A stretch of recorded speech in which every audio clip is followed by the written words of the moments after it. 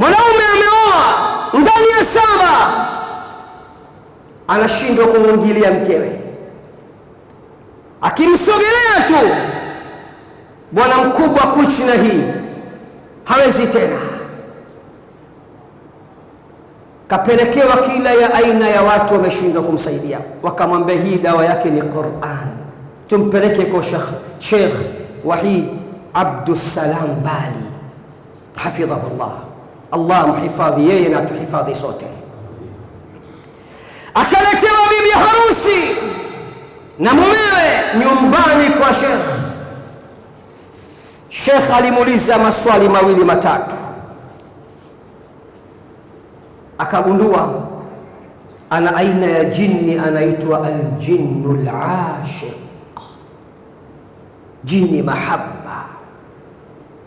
Mume akimsogelea mume hana nguvu, mume akiwa mbali nguvu zake full charge. Shekhe akamsomea yule mwanamke, na amemsomea aya zenye kuunguza. Ndani ya Qur'ani ziko 5 tu.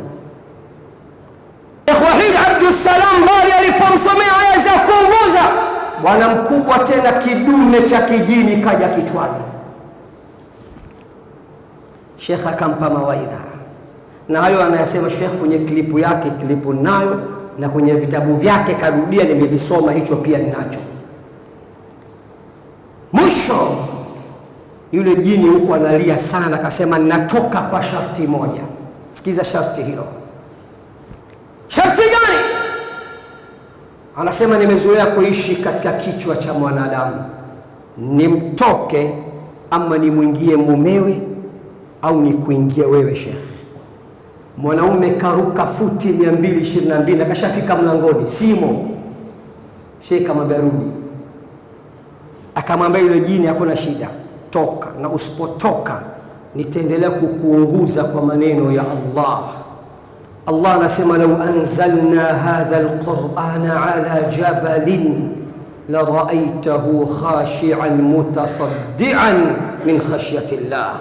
Qur'ani ingeliteremshwa juu ya jabali, jabali lingeporomoka na kunyenyekea kwa kumhofia Allah. Jini ni nani? Ana uwezo mkubwa kuliko jabali, mgumu kuliko jabali. Shekhe akamwambia karibu niingie mimi mwenyewe. Akapiga kelele sana yule jini na akalia sana, akamwambia una nuru kubwa sana, siwezi kukuingia leo. Angalia, jini huyu ni Muislamu na ana akili kweli kweli.